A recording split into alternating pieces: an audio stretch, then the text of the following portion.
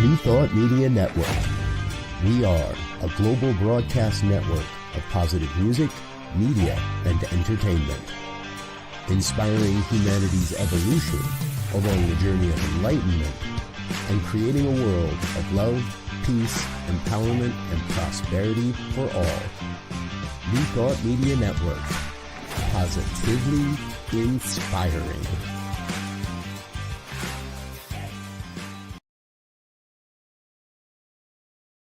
Welcome to Girls Behaving Metaphysically. Your hosts are two girls who believe that life is awesome, that laughter heals, and that it's possible to find deep spiritual insights in everyday experience. Here come the girls. It's more than practical. Here come the girls. Way more than merely factual. If you want to know the secrets of a life that's free, listen to Girls Behaving Metaphysically.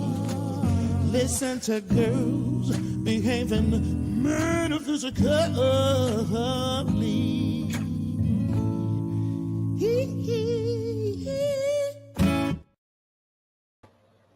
Hello, welcome to Girls Behaving Metaphysically. Oh, I love that song. I have to say it. I just love it. It just changes my mood. Oh my God. It's so good. It's so good. It's a mood changer. Yeah, nobody can tell me we don't have the best song ever. Ever. It's so good. Okay. So, if you want to know who we are, let me tell you. I am Robyn Rice Olmsted. I'm Dr. Natasha Wilson. And together we are Girls Behaving Metaphysically. That's right. And so, Girls Behaving Metaphysically today is where we're going to explore the spiritual side of self-mastery. We're going to take a moment as we've been exploring the 4 agreements. We are on week 2 of the agreements. Feel free to join us at any point, and you can always catch the back episode as well. But this week we're unpacking the 2nd agreement from Don Miguel Ruiz's book, The 4 Agreements, and it is don't take anything personally. It's my favorite one. So if you've ever felt wounded by someone's words or actions, and then this episode is the one you want to listen to, because we're diving into how detachment isn't cold, it's clarity. And we're going to learn some steps and to how to stop absorbing other people's rejection or projection. Yeah, and reclaim our very own. That's right. And I have the best James Baldwin quote. Well, it's not even his quote. It's like his spirit enters my body and I just do the full enactment. And I love it because it totally embodies the 2nd agreement. It was an interview he did with CBS. Oh my goodness, it's the best. It's the best. Well, this is where we keep them in suspense. So you don't want to miss that. We'll be doing that in a little bit later. But right now, just also name, sis, I got fabulous black girl hair today. I don't even know what I did. Like, it is just the best black girl hair ever, and I am here for it, honey. I am here for this fabulous black girl hair, and I'm taking that personally. Okay, I understand. Hair is a big deal, trust me. But inquiring minds want to know, is that because your hot gardener comes today? No, he comes on Wednesday. We pre-recorded last time, and so... Yeah, no, it's not for the hot gardener. Like, he's hot and he's married, but I do like looking at him. But this hair is for me. And you know what? If I ever get another partner in life, they can play with the strands, honey. But I'm single for now, and that's okay. It is okay. It is okay. You have plenty on your plate, and I do. I ain't even got time for a man, honey. I ain't got time for a man. I ain't got time for a woman. I got 2 children. I don't think most people don't even want to deal with that. They be like, oh, you so attractive. Tell me more about you. And I'm like, yep, I'm a mom of 2. Both my daughters are on the autism spectrum. They'd be like, I'm out.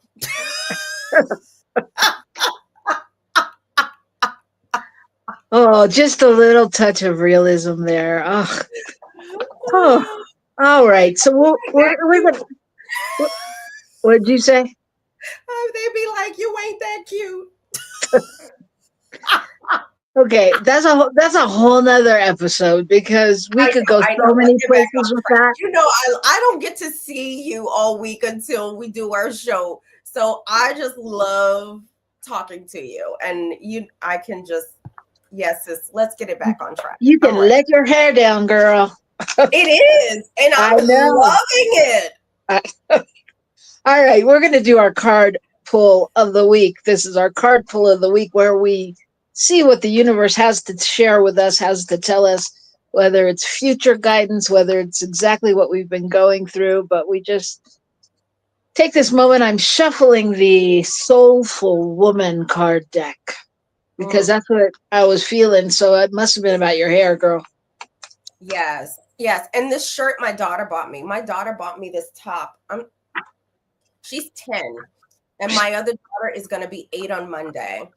My daughters are the best human. I'm sorry, I probably shouldn't say that, but to me, they're the best humans on planet Earth.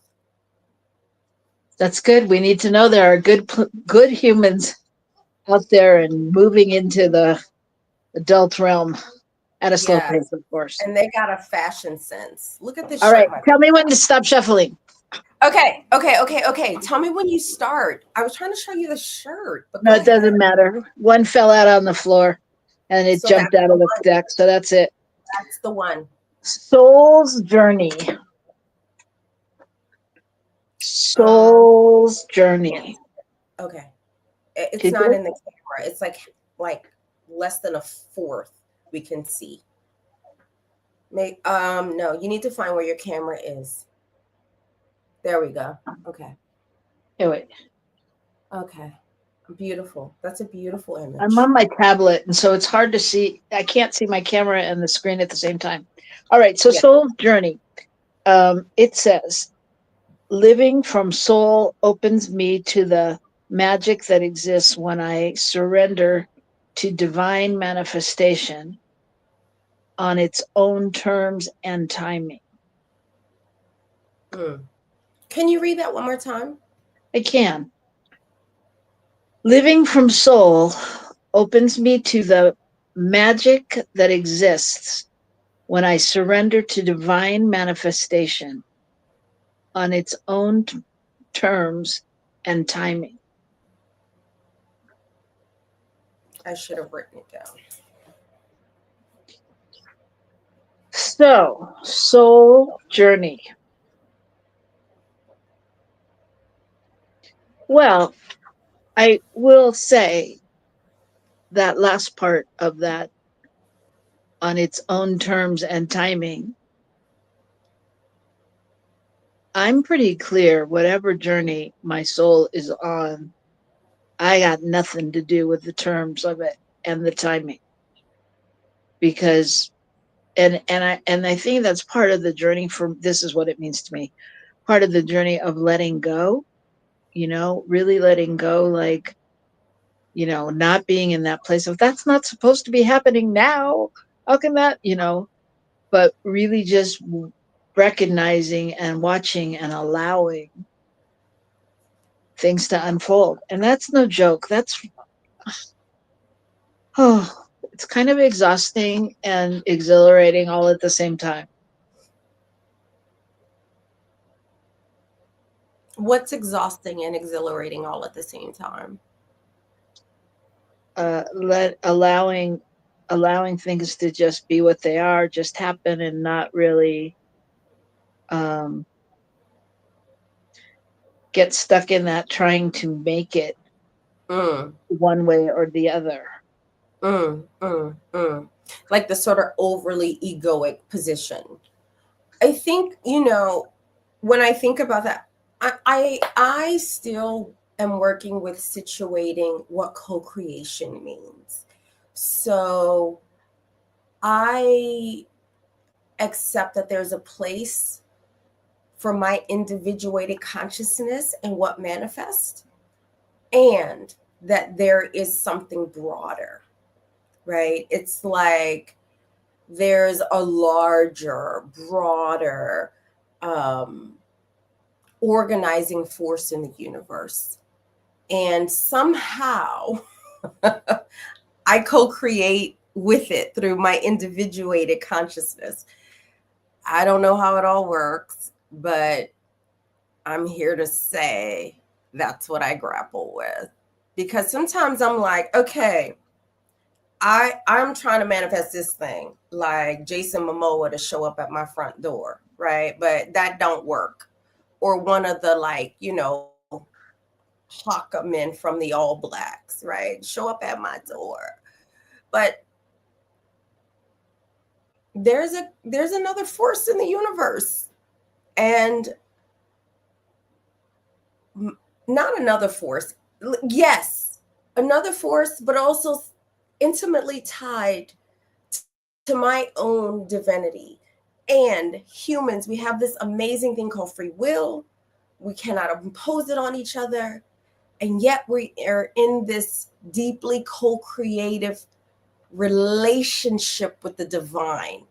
I don't have it figured out. I just feel it, if that makes sense. It does make sense. And I think that's on some way, and some level, that's part of what I was saying, you know, and that's what I mean. Like when I start to grapple with the whys and the hows and the why nots, you know, that's when I'm not doing that, when I'm not allowing that soul journey to just be to just take its course, you know. And I think what you said, that there is another force.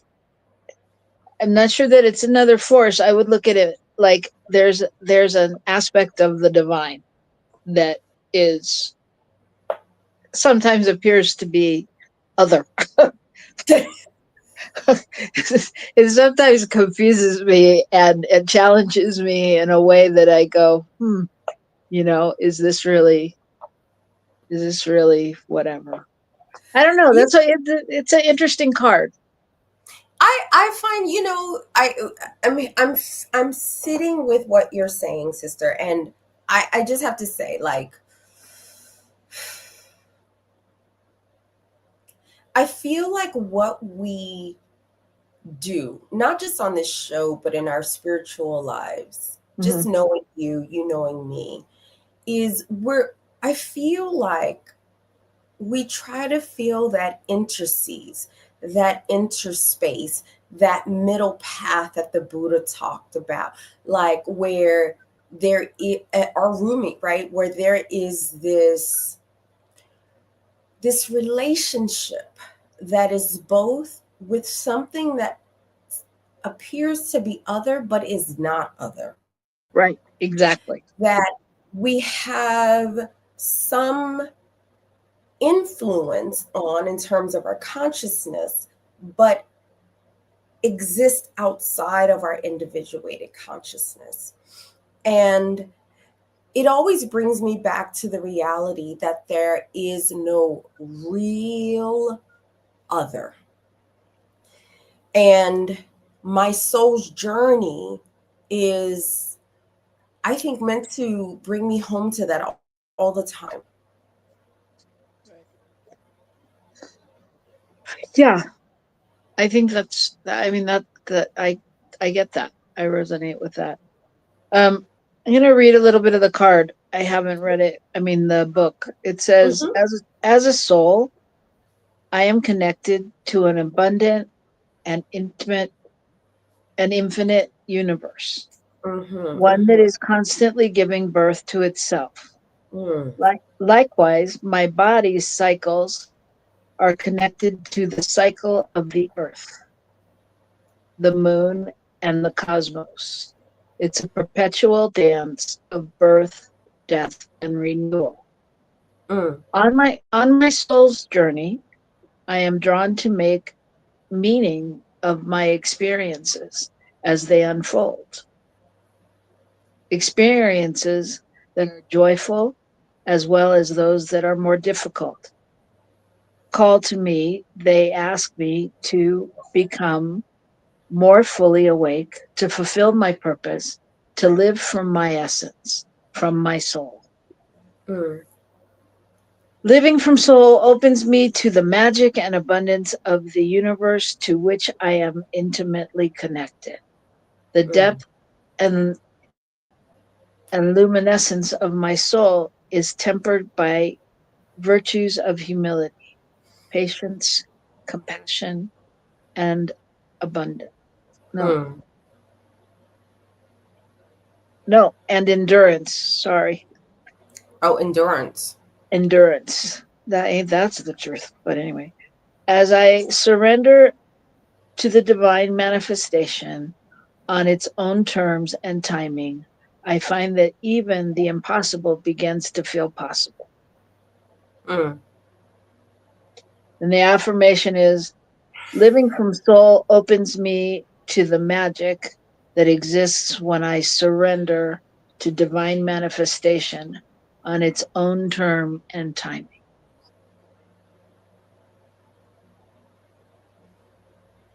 Living from soul opens me to what?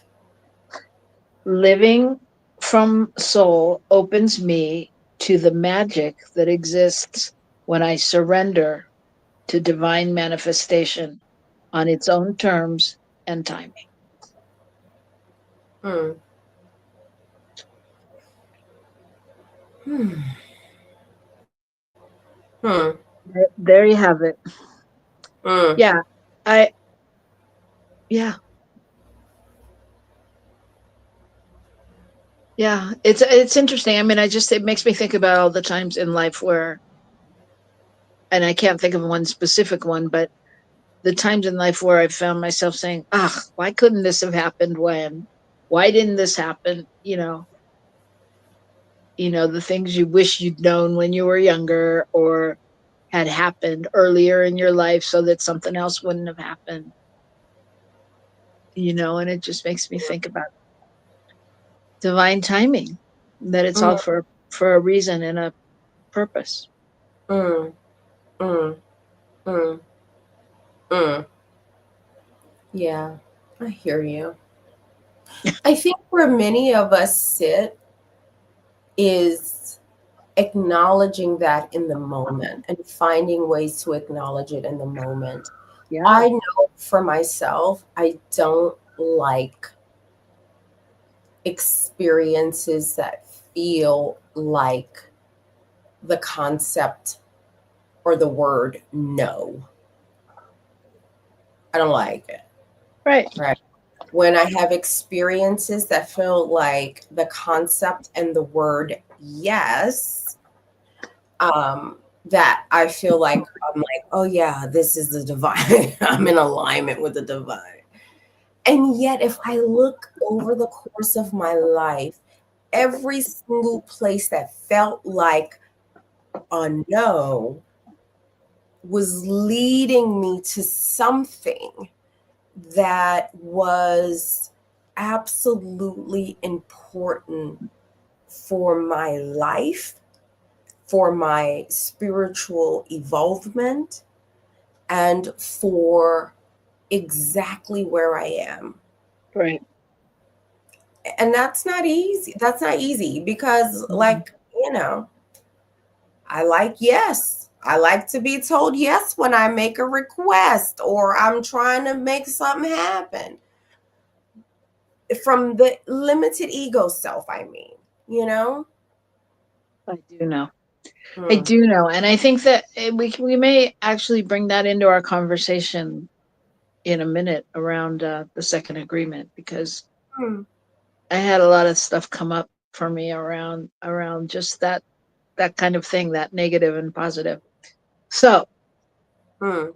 I think, but what I take away from this, the nugget I take away, and that I would think that we're to look at, is remembering truly to surrender to that, to divine timing, that, you know, what you want may not be what you need right now. Yeah. There may be something else. Amen.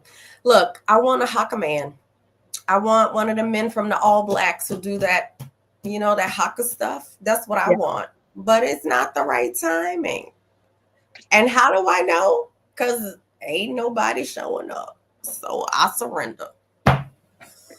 All right. Well, I surrender too. And let's all surrender during this commercial break that we're going to take.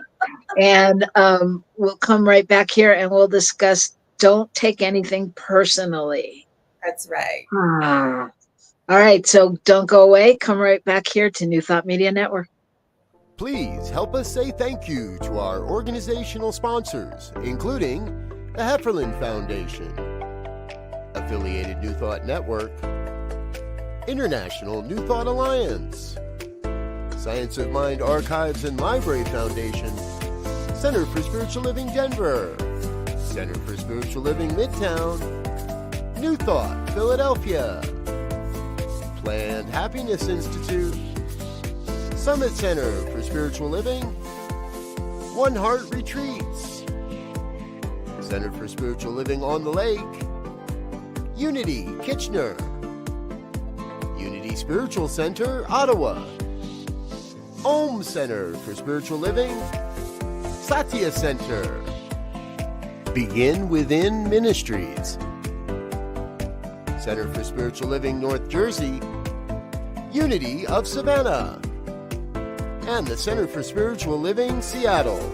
as well as all of our individual donors. Thank you for being part of the New Thought Media Network. Please like, share, and subscribe. New Thought Media Network, positively inspiring.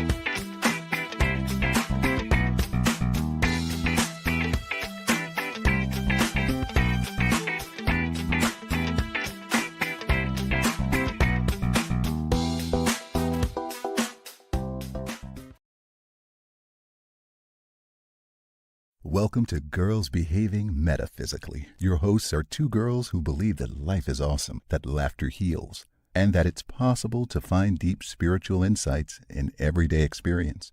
Here come the girls. It's more than practical. Here come the girls. Way more than merely factual. If you want to know the secrets of a life that's free, listen to Girls Behaving Metaphysically. Listen to Girls Behaving Metaphysically.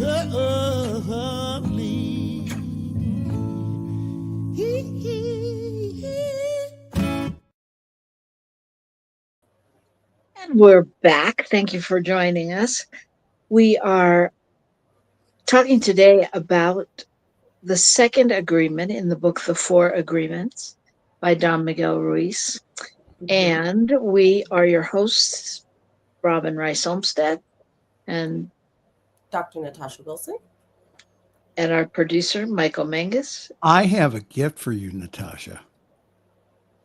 Oh my God, he's got a man. I have. I love gifts, and it ain't gotta be a man, honey. I like gifts, honey. Give me the gift. Okay, here you go.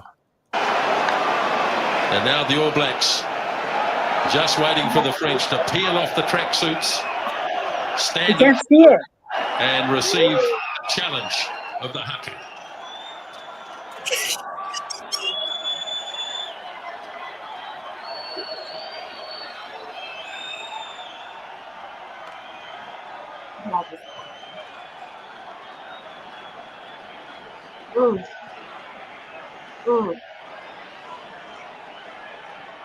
Come on, New Zealand All Blacks. Let's do it.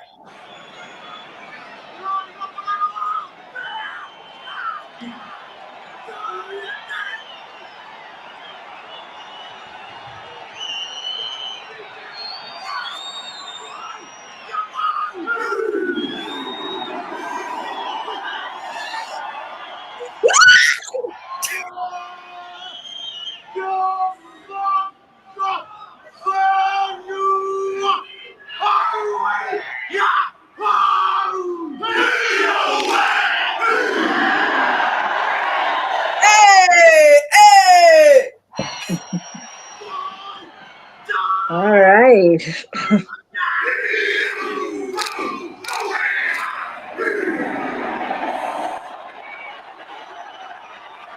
Wait, where they went? They go. They left. Yeah, they left. Yeah, because I'm getting signals from our executive producer to take that off. Okay, sorry. Why? This has I did that for you, Natasha.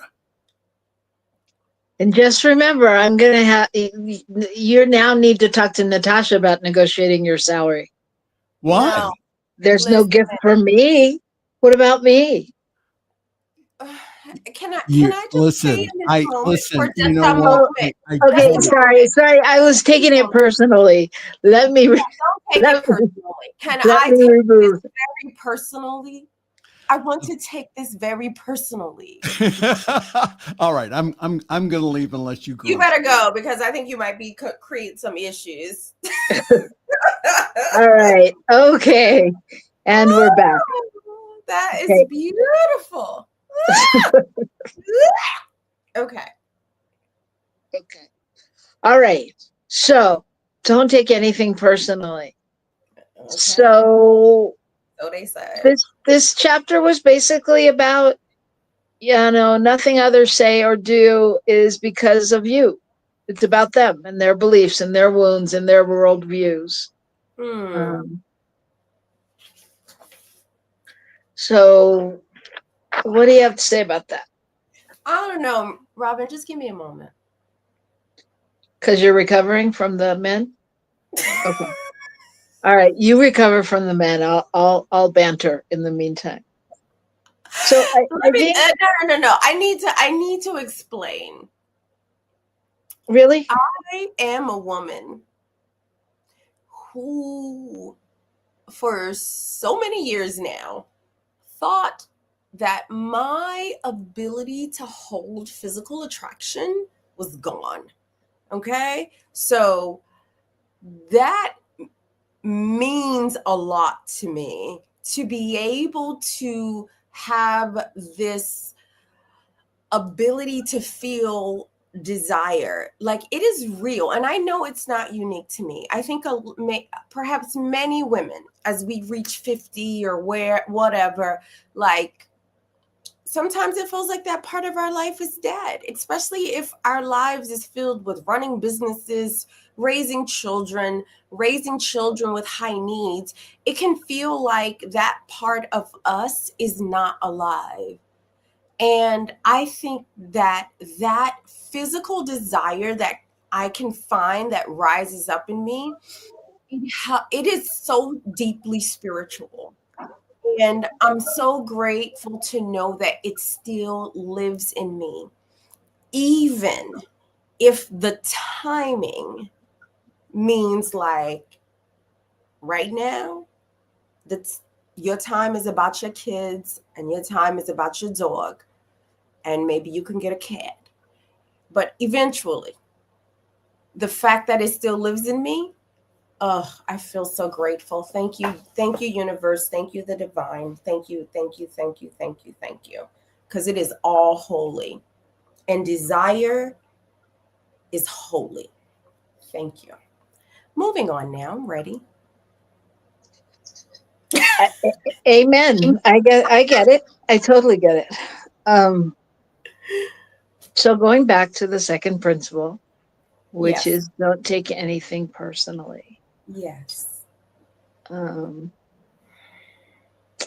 and that everything is a reflection of people's, outside thoughts and wounds and all of that.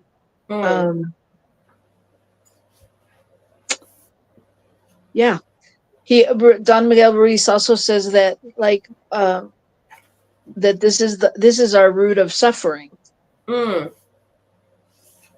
And that when we believe everything that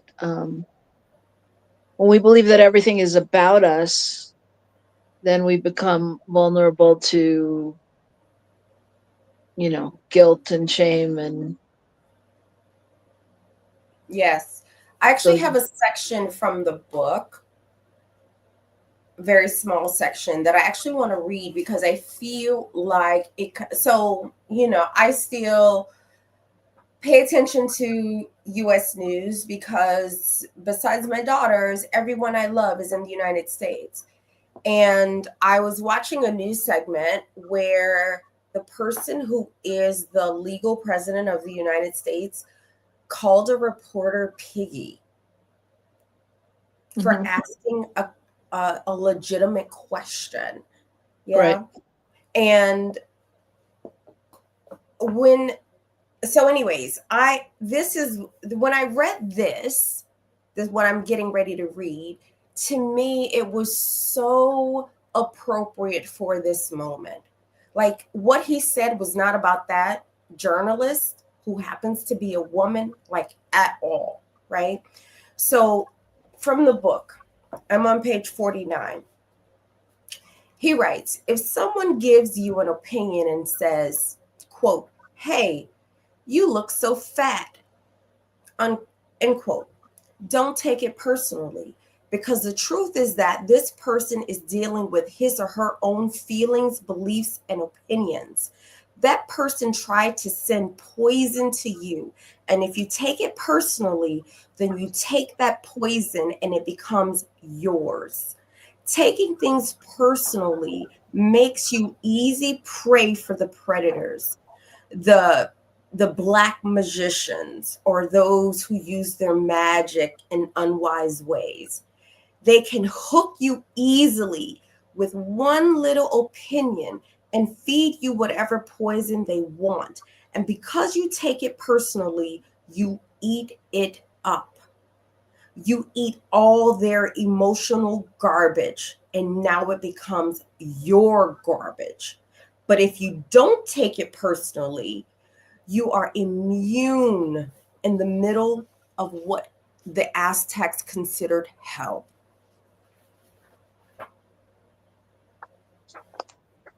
Yes. Yeah. And how do we do that? What do you mean? I mean, there are times where, you're caught in the moment, and, if your partner, your spouse, your boyfriend, your girlfriend, your BFF, your significant other, your teacher, whatever, says something to you that is, you personalize it. We personalize it.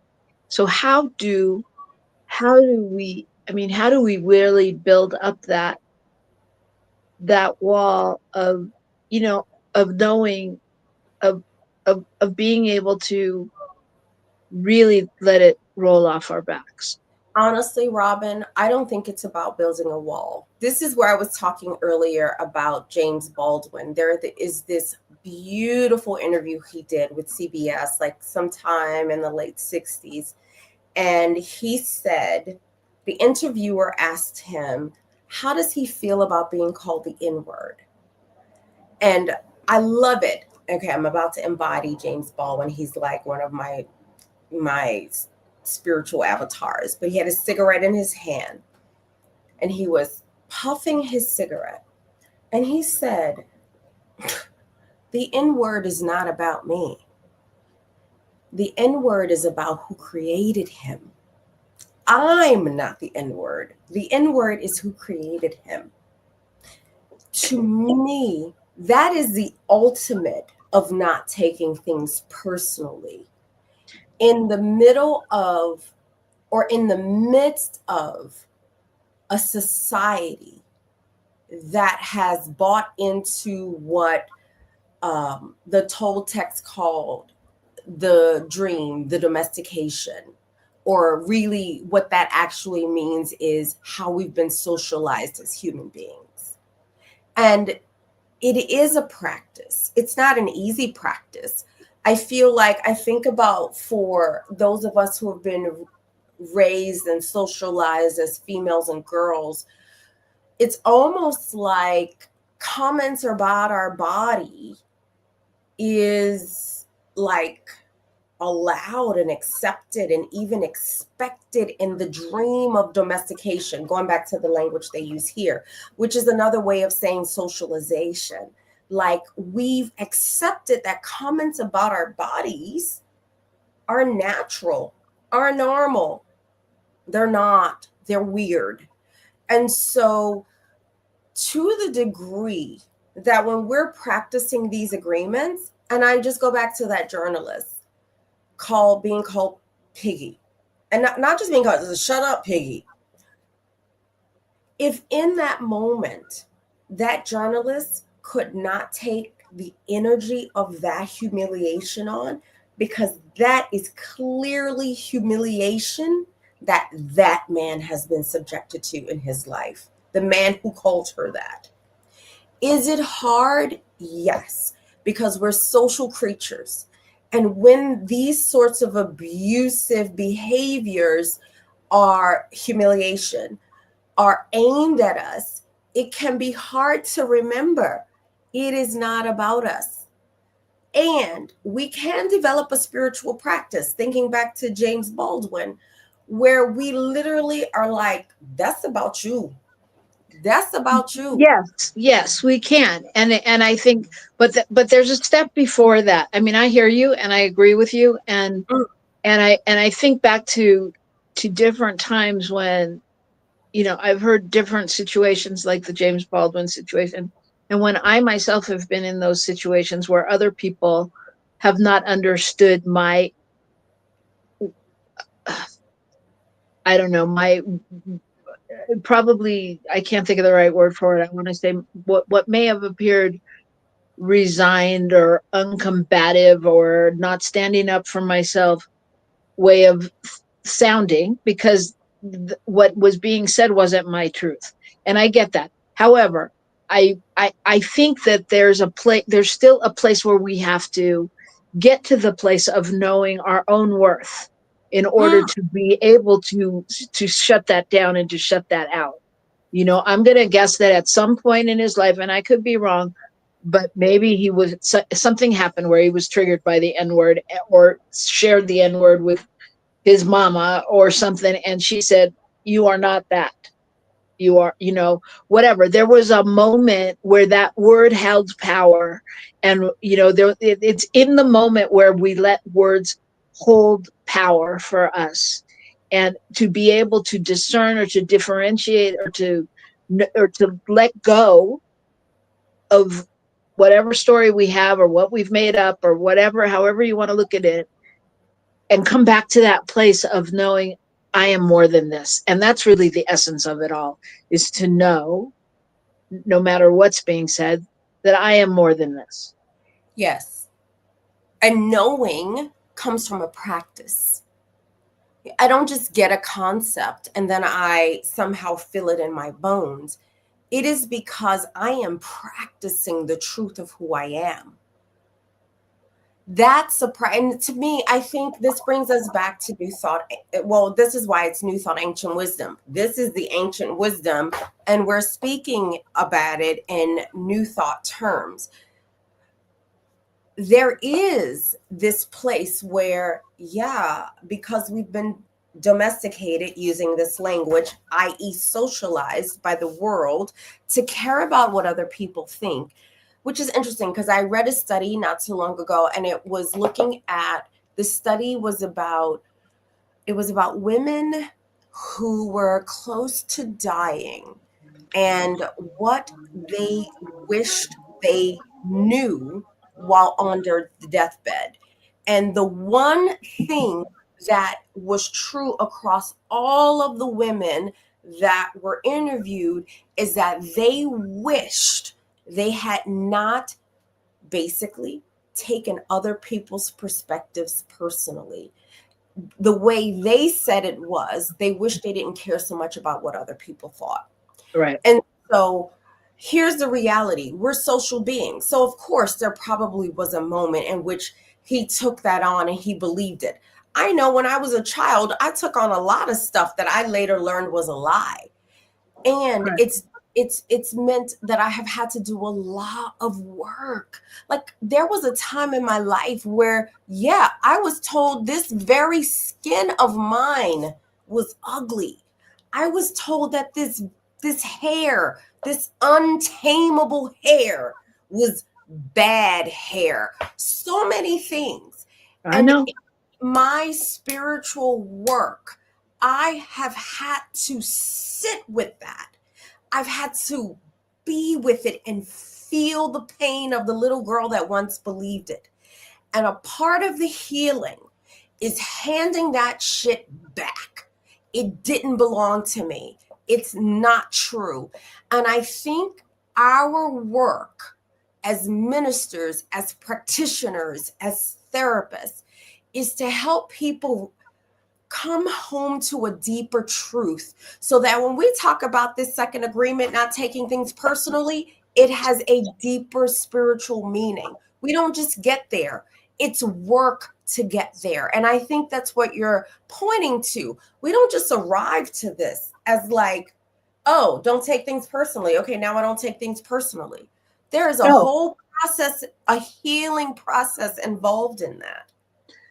Yeah, and I think we've all gone through our own journey of the things that we were told and that were painful, and that we learn is a lie. That we learn is a lie, and that we learn. Well, I'm not even going to say that it's a lie. That we learn, for me, that I learn is not my truth. It's not my truth. It's not the truth of who I am. And it's somebody else's perception. I mean, because. That again, here, this is a whole different episode we could do about, I was told I'm not black enough. My hair's too good. You got good hair. Your eyes are blue.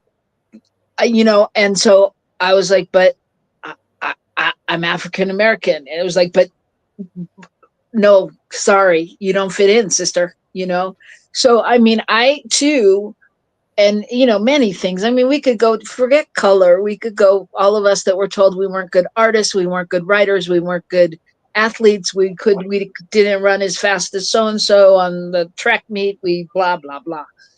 It's infinite, the possibilities of things that aren't true. And I think part of that is, yeah, when because it doesn't matter, it hurts just the same in that moment. And so really coming into the place of being able to go, this is not the truth of me. This is not who I am. Nobody can define who I am or what race I am or how I do anything other than me. I think the other thing is, so this is what we're speaking about, is something in the literature that is called projective objectification. So it is a projection that is objectified, and it is placed on either a person or an entire community. Here is where I hold hope, right? I have daughters who are teaching me so much. And I think I told you the story of my daughter, who is now 10, but maybe when she was about 7, I was picking her up from school. And as I was on my way to collect her from school, they call it collecting. Oh, such an Australian thing. Picking my daughter up from school. I could hear my daughter because she's loud. My daughters are loud. Like, they speak loud. They're just loud. And she was in this back and forth. I could hear it. And I remember starting to walk super fast. And I heard her friend say, "Why is your mom brown?" Do you remember this story? Mm-hmm. And my daughter, who is so gorgeous in her own way, her blonde hair, blue eyes, she is gorgeous, right? She is gorgeous. And just like her mom is, I have now come to know myself as gorgeous in my own way. But to hear my child say, "My mom is brown because she's fabulous." And then to hear the other child say back to my daughter, well, my mom is fabulous too. And then here comes my daughter. Well, my mom has a million dresses and they're scattered all over the house, right? So here is this moment of transmutation, of racism, of what is defined as beautiful or different. And it is in these children we're raising, I believe, that we are starting to move through this collectively. The lie that you and I grew up with, you're not Black enough, I'm too Black, your hair is too good, my hair is bad. All of that comes out of projective objectification that was born of white supremacy, born of patriarchy, and also born of capitalism. Because at the end of the day, we have to remember capitalism wants us to never feel good enough. Because if we feel good enough, we stop buying all the shit at the end of the day. Right. So like these children, my children who are like, my mom's brown because she's fabulous. And yeah, and my mom has dresses all over the house, which lets people know I'm a bit messy, whatever, but I clean up. But I'm saying like, it is this, I feel like this deeply spiritual yet lighthearted way of moving through not taking things personally. My daughter didn't take it personally.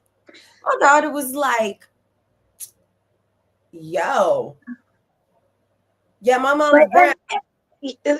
Yeah, I hear you. I hear you. And I think kids can be better at that. They can also be meaner, but they can be better at that because and they are changing. And I don't know if it's, but I'm just saying. Go ahead. I think that there's a point too, and whether you're a kid or a teenager, I know I've talked about this before on the show too, where part of it can be a point of inquiry. You know, why is your mom brown? It's an innocent question in some ways. I mean, it's just a question because you're not brown. Why is your mom brown? Mm-hmm. You know, and you know, sometimes I think, you know, our job is to educate as opposed to going on the defensive. You know what I mean? Of course. And what I love is that my daughter didn't go on the defensive. She gave an explanation that made sense to her. Right? She didn't want to. I mean, it was an innocent transaction. Yeah. And so if there is a deeper or more sustained place to talk about why some people have brown skin, but their children might not, we might have a deeper conversation about things like adoption. We might have a deeper conversation about things like culture or geography or whatever. But in that moment, that child, I heard that child's tone. She was trying to make it a problem that my daughter's mom was brown, and my daughter was not taking it personally. She was not having it. So I think the bottom line to that is that's a place where self-worth really plays into not taking it personally. Absolutely. Knowing your self-worth. I want to just get to this one thing before we go, because the other part of this agreement that was interesting for me was when he talked about even when it's good, it's not about you. I was like, that's what? Right. I'm like, well, wait a minute. Why not? you know, and really having that, you know, so it's a totally really detachment, because we want to believe, oh, I look fabulous. Oh, thank you so much. You know, that somebody else is seeing it, even though, yes, it may be about us as well. But sometimes it's not. I mean, it is, but it's not in that, like, we're looking for, we don't know, like, am I wearing the right thing? Do I look the right way? And somebody goes, God, you look great. And you're like, thank goodness. You know what I mean? So I think it's interesting to, like, really not take the good stuff personal either. Well, if we think about it, it all goes back to the first agreement. Like, honestly, and that's what he says throughout the book. And that is what the Toltec wisdom constantly comes back to. even the second, third, and fourth agreement, if we are practicing them, it all brings us back to the first agreement. So if I hold for myself that I am, and for now, I'm going to say this. I remember one time when Reverend Beckwith was talking about his beginning understanding about God, and he called God love, beauty, right? So like, if I experience myself as love, beauty, that's me using the word that's me being impeccable with my word. That is me knowing that beauty that I might look in the mirror and see and enjoy it physically is beyond that. It is the divine getting to know it. The divine created this thing. And of course it's love, beauty. Of course it's love, beauty. So if other people are like, oh, you're beautiful. That's not about me. That's about their projection onto me. If they look at me and say, yo, you're ugly, that's also not about me. My job is to go back to the first agreement, which is to be impeccable with my word. And what does it mean to be impeccable with my word? To use the word in the service of my own self. Yeah. Yep. So it all goes back to the first agreement all the time. It does. And you will learn that more as we delve into week 3 and week 4 of the agreements. If you haven't been here for the first week, please join us for the next couple of weeks. Pull out your 4 agreements and watch our last show, and just take this deep dive into this inquiry. You want to say any closing words? Yeah, look, when I work with the 4 agreements with clients, often we spend way more than a week on the first agreement. Sometimes we will spend months on the first agreement, because everything that comes after, and based on what the Toltec said, is if you master the first agreement, you got the rest, right? So the first agreement is be impeccable with your word. And what does that mean? That means use the power of the word, not just the spoken word, but the word as thought for yourself.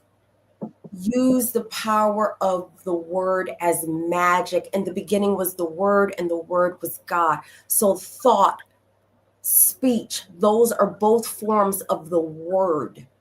So if we can be impeccable, meaning we can remember the truth of who we are through our thought and speech, which is another way of saying be kind to yourself, be gentle with yourself. Remember that you are created from the divine, then you're impeccable with your word. Well, exactly. And it's exactly, science of mind or new thought.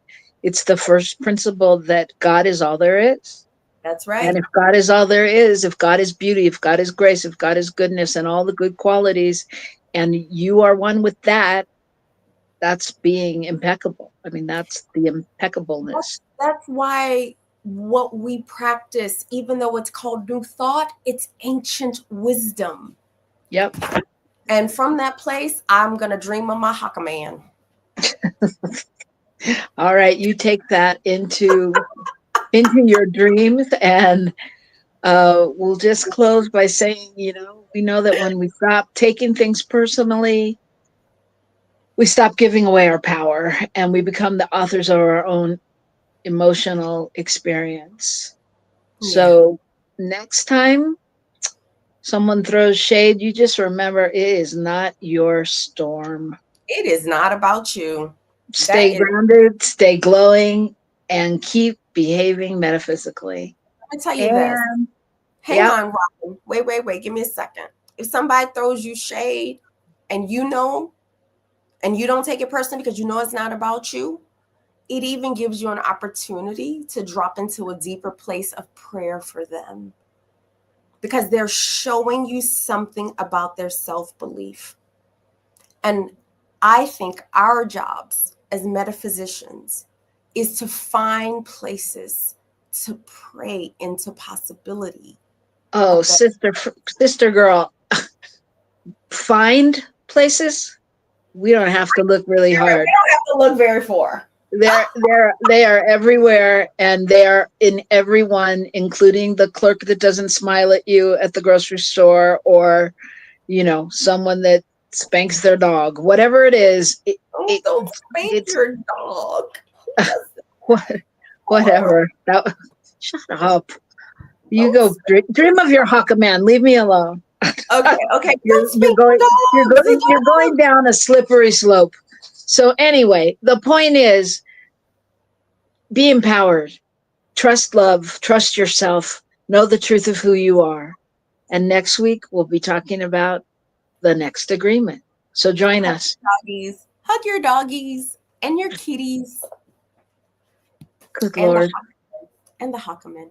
Bye. Oh, okay. You can do that or do whatever is good for you. All right. We love you, and we'll see you next week. Thanks for joining us, and we'll see you next week. Thank you, Michael Mangus, our fabulous producer. And you can see him on tomorrow night, actually, or morning, wherever you are, on New Thought Media Network. Okay. See you soon.